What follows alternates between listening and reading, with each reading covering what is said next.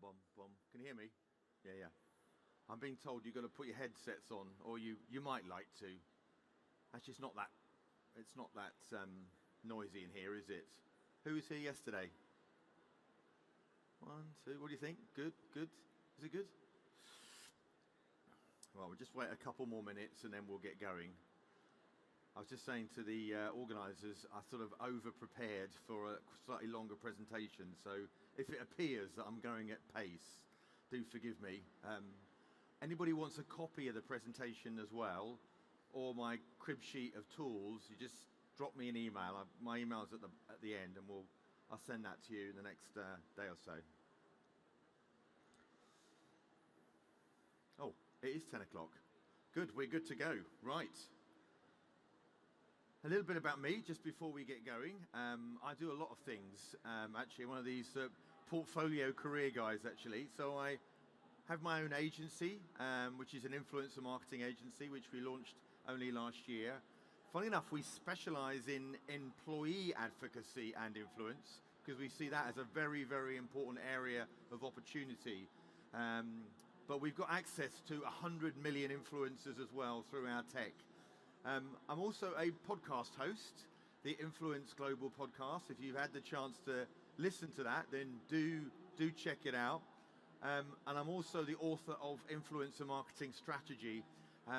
If you're wandering around today and you want to buy a copy of the book, I'm going to be at the Kogan page stand, which is in the corner just down here. So do check it out if it's something that you might be interested in. Okay, I'm sure this isn't the first AI talk that you have been to. I was really fascinated looking at some figures here. You know, the global AI market is now expected to be 196 billion by the end of this year. But actually, they're reckoning it could be early into next year, 305 billion. And by 2030, $738 billion, which is phenomenal, isn't it? I had the opportunity to meet Elon Musk, actually. I say meet, not in person, but I was at an event that he was at in France. And he actually said that his prediction is within a year, in some form, everybody in the Western world will have some form of robot. And whether or not it's like that, or whether or not it's other forms of robotization, but it is really, really transforming our world. And I think as marketeers, there are so many different ways in which we can use AI, and particularly in the world of influencer marketing. For me, I don't know what you guys think, but I think when it comes to AI, we should see this as an autopilot. We shouldn't see this as taking our jobs. That said, of course, and I'm sure you've heard this phrase before, your job isn't going to be replaced by AI, but somebody trained in AI may do. So I think we're still in this early adoption phase, aren't we? We're still in the education phase. And one of the things that I would really advocate that you do is try some of these tools out. See what you think. I am going to share with you just a little selection of some of them, and the ones that I think work well. But what I would also say is learn them with your colleagues. One of the things I find quite difficult sometimes is when you're trying to figure out how to do something and you're working from home, it can take quite a long time. You know, take some time out in the office to learn with colleagues. And it's amazing how that sort of cooperation with each other can make a big difference. So I'm just going to show you a couple of slides. Tomorrow we're going to launch a new study. I'm actually the global head of influencer marketing part-time at the Branded Content Marketing Association. And we're going to release a piece of research on what content creators and influencers are thinking about AI. And so what is it that they are currently using AI tools for? And you can see how much of that is geared towards content creation. I mean, it's quite a significant amount, isn't it, at 76%. But I think we're going to start to see much more analysis and performance tracking as some of these tools develop a lot more. However, there are of course some caveats to this. We asked them about what are your concerns about using AI in content creation, and they've said clearly there are issues around quality of content, so I think we still need to be the person that checks and makes sure that there aren't things that are right, whether it's grammar errors or whether or not it's images that don't really sit well. And we shouldn't underestimate the importance of copyright. I was actually speaking to a membership association the other day, and unwittingly, she said to me that one of her team, or somebody else, I think, had taken a slice of the this membership CRM and wanted to analyze some data. So what they did is they uploaded it into ChatGPT, completely oblivious that they were breaking a privacy law in doing so. So I think we've got to be, ignorance now is not sufficient enough when it comes to using these tools. Okay, so let's talk a little bit about ChatGPT. I guess everybody in the room has used ChatGPT. Am I right in saying that? But I want to share with you a really good formula in a few minutes about how we can really use prompts a lot better. And I think most people are going to be using it for ideation, for social media posts, and of course we can also use it for text and voice activation. But I think what I think a lot of us don't do, and forgive me if you do, but a lot of us are putting relatively short prompts in, perhaps a sentence or so. But I'm going to hopefully change your mind around that. And I want to talk to you a little bit about a model called Create. And this is about crafting prompts that will really make a difference to you. And to be fair, I didn't come up with this idea. A friend of mine at Iconic Digital did, but I loved it so much, I really wanted to share it with you. So the first thing is the character. What we want to do. Remember what we're trying to do here. We're trying to define the role. We're trying to train the model on making sure that we get the best prompt. So it's about using impersonation attributes, like, for example, Richard Branson or somebody like that, or a particular journalist. The second part of that is request, by giving it a specific request. For example, creating a headline, article, social media post. You might want to say, you're a seasoned copywriter here with 20 years experience in writing successful sales copy, and then define it. Yeah, you're writing for Iconic Digital, which is a leading digital marketing agency, and then you want to create something like 3 paragraphs. So we can see straight away now where we're really trying to move in on these parameters. The third part of that is examples. So you start to provide examples of other, maybe the tone and the parameters. And here's an example of, guys, you're going to get a copy of this. If you want a copy of this afterwards, I can send this to you. So this is, for example, even writing something like, make sure it's in British English.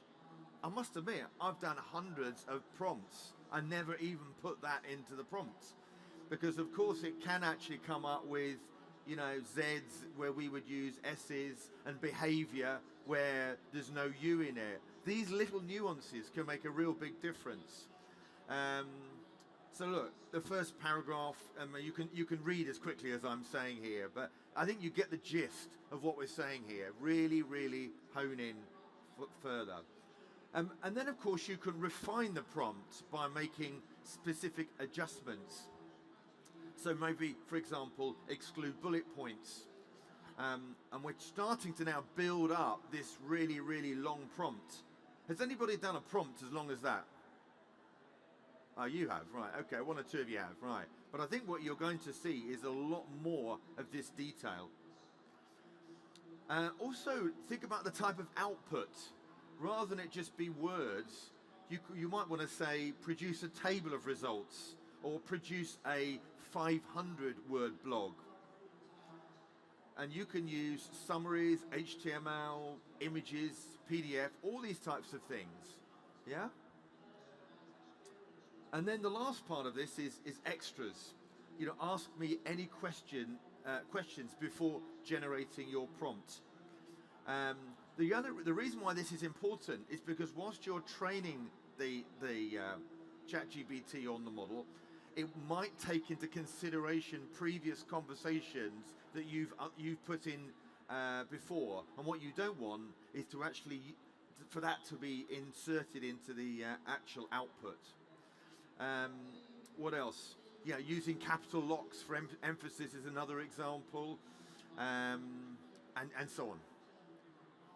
And so what you have here is a much more detailed prompt that really does deliver the results that you want. Also, we can use it for social media posts. Here's another example of one with a lot more detail. So that was ChatGPT, yeah? The next one I want to talk to you about is Google Gemini. Who uses Google Gemini at the moment? Anybody? A few. I really want you to have a look at this actually, because one of the benefits that Google Gemini has over ChatGPT is it's got huge amounts more data and largely around search as well. So the likelihood of getting a better response is actually far greater. And some of the best use cases, of course, are for product descriptions, ad creative, or ad copy as well. And of course, just as I was saying, it actually helps build in all of these results, because what it does do is it includes the vast number of Google extensions. So you're bringing in so much more relevant data. The next one I want to share with you is called Video. And this is a really good tool for those that are in content marketing, because what it does is it takes the video and actually turns that into text. And that means that you can repurpose that multiple times. And then of course you can, once you've got that text script, you can then start to use that as future prompts to get even better video content. Remember, 80% of online traffic is now video. So the more we can get better video and use better hooks, because to be honest, if you're in social media, it's all about that 2 to 3 second hook.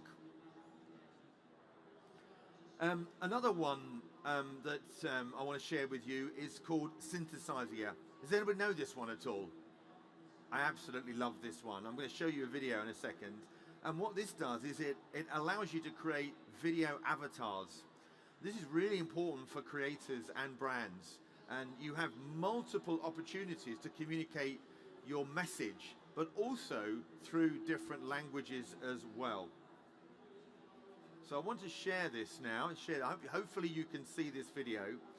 I want to show you Brian's video and see what you think of it. Technology is improving all the time, and the digital avatars are coming along. They've introduced 5 voices, its emotional tone. Let me know if you can hear the difference. Hello, this is my excited voice. It should be perfect for when I'm talking about something I like. Now I'm switching to my friendly voice. It's supposed to be warm and welcoming. Can you hear the difference? Changing gears now to my serious tone. This would be used for delivering important information or discussing serious topics. Do you think my tone conveys enough gravity? And now here's my soothing voice. It's supposed to be calm and reassuring. Can you feel the tension melting away? Lastly, here's my broadcaster voice. It's supposed to be clear, articulate and engaging, just like a news anchor or radio host. Good for making announcements and narrating events. Well, what do you think? Is there a difference in those tones, or is there not? I'm not sure. The jury's out. He actually does that voice also in multiple languages as well. We haven't got time to go through it, but when I saw it for the first time, the way he was speaking in Spanish, in German, in Portuguese was actually spellbinding. So just imagine your message and your content being able to reach out to those global audiences. So yeah, that's the platform. Do check it out. Lots and lots of avatars. The next one I want to share with you is Midjourney. And Midjourney is really relevant in the world of content marketing and influencer marketing. The quality of the images that this tool is bringing out is absolutely phenomenal. What it is good is that it's copyright free as well, which means that you've not had some of those typical issues that you might well have had when creating content. Another one is Read AI. I must admit, I use otter.ai. That comes into the meetings that I host on Zoom all of the time. Does anybody use similar types of diary note systems? Yeah? I think if you haven't already thought about it, quite a lot of them are free, and it's amazing how useful they are, because what you're able to then do is to create reports.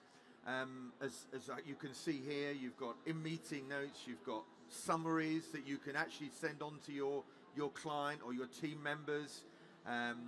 You can actually use it as a coaching tool as well. So if you're coaching a member of staff or a team member, you've actually got that whole transcript as well.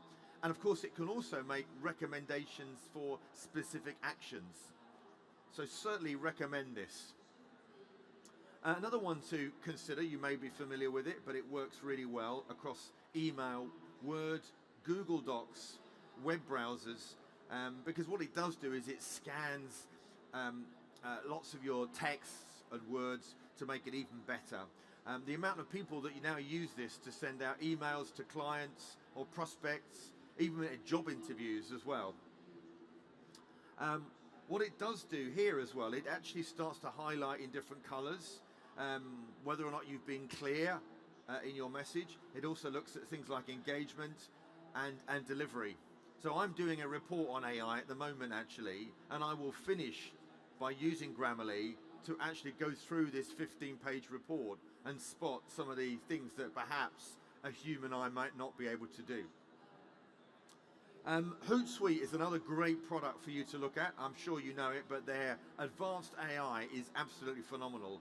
Not only does it allow you to analyze multiple social tools, but it will also report on interactions and brand reputation. So certainly have a look at that one. Another one to look at is Howler AI, and this is a PR automation platform. And what that does is it allows you to connect some of your PR content with loads and loads of journalists and get automated press releases getting out to people at scale, which I think is a really, really important thing. Lastly, I want to share with you Adverity, and this is effectively your own individual data scientists. Has anybody heard of Adverity at all before? You have, okay. Well, this has been, I haven't used it to be honest, but it's highly recommended. So do check it out. Those of you that are involved in analytics, and particularly their customer dashboard is phenomenal, as you can see there. I wanted to sort of finish actually on using AI with influencer marketing. We actually have a platform which allows us to, this is an individual for a particular client that's focused on the electrical sector. It's a 15-page report on one individual. And what we're able to look at is not only their follower base, their engagement rate, where their followers are based around the world, who are their notable followers, what is the gender split of their followers, what's their engagement rate. So much information that we're able to find. So if ever you are looking to run an influencer campaign, it is all about the follower base, it's all about the data. And of course nowadays, with some of the tools that are available, we can put some of these prompts in so you can really find those individuals that are bang on the sort of target that you are looking for. So hopefully that's been helpful and useful for you. There's a few little tips. If you want a copy of the presentation, if you want a copy of my tools, which by the way are a lot more than I've shared with you today, do just drop me a line and follow me on LinkedIn. Hopefully that's been a nice little refresher for you this morning, and I wish you the very best during the course. Thank you.